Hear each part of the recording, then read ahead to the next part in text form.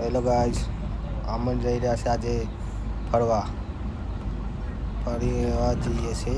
આ એક બ્રિજ છે નવો બનેલો છે, એટલે આપણે નીકળી ગયા છે ફરવા માટે.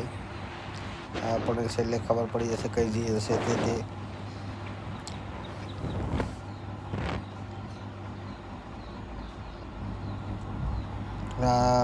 સવારમાં વહેલા નીકળ્યા હતા અમે, એટલે આપણે અંધારામાં છે. આપણે સવારના 5 વાગ્યાની આસપાસ વાગ્યા છે અત્યારે.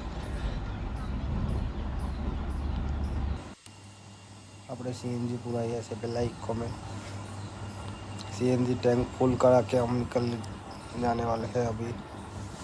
ये अंदर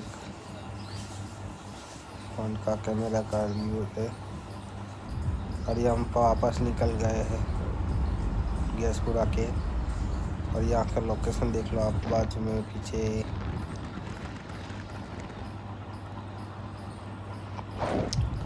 ये घाटी वाला रास्ता है, डूंगर विस्तार है. यहाँ गाड़ी भी मुश्किल से चढ़ती है डार पे, खतरनाक घाटी है. और यहाँ पहुँच गए. ये कौन सा मंदिर है आज कमेंट में बताना. ये कमेंट में बताना है मंदिर कौन सा और कहाँ पे आया है. और यह मंदिर के आगे से दर्शन करने के लिए जाने वाले हैं, पर अंदर कैमरा नहीं लेके नहीं जाना पड़ेगा.